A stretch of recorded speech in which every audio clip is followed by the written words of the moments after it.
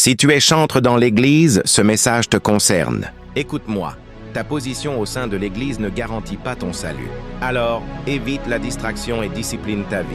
Mais si tu es chantre, que tu as une belle voix et que tu chantes bien, si, en plus de cela, ton caractère ne reflète pas les chants que tu interprètes, à quoi bon? Quelle image présentes-tu au final? Es-tu sûr que ton caractère actuel reflète Jésus-Christ? Ne dis jamais que tu es chantre de l'Éternel à cause de ta belle voix. Tu dois dire que tu es chantre de l'Éternel lorsque tu es bien consciente que ton caractère reflète le Christ. Tu te fais appeler chantre de l'Éternel, mais tu n'es pas consacré à Dieu.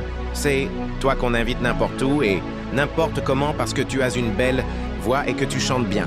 Mais si tu es un véritable chantre de l'Éternel, ta voix doit rester consacrée à l'Éternel. Tu ne devrais pas chanter n'importe où et n'importe comment. Tu dois toujours rechercher la volonté de Dieu dans tout ce que tu fais et chercher son avis. Dans toute décision que tu prendras concernant le fait de vouloir chanter en dehors du cercle où il t'a placé, tu te dis être chantre de l'Éternel et pourtant tes actions ne reflètent pas le Christ. Il n'y a rien de Christ en toi. Il y a une très grande différence entre ce que tu chantes et ce que tu es.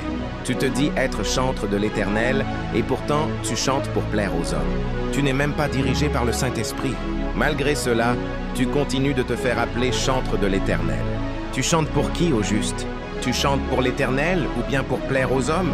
Si tu es sûr d'avoir reçu l'appel divin pour être chantre de l'Éternel, tu dois te consacrer à l'Éternel, vivre selon sa volonté, et ton comportement doit être un exemple à suivre. Tu dois être soumise à l'Éternel et à sa volonté. Ta bouche doit également être consacrée. Tu ne peux pas te déclarer chantre de l'Éternel alors que ta bouche est dans toutes les discussions ou que tu as adopté un comportement immature. Tu es chantre de l'Éternel. Tu dois apprendre à te discipliner. Tu dois être à l'écoute de Dieu avant tout.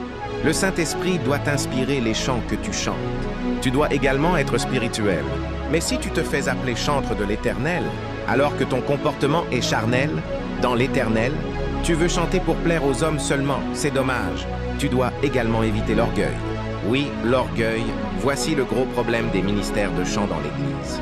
Parce que tu as une belle voix, tu chantes bien. Tu te crois tout permettre? Alors, si tu es chantre de l'Éternel, marche de façon authentique et que ta vie reflète l'image du Christ.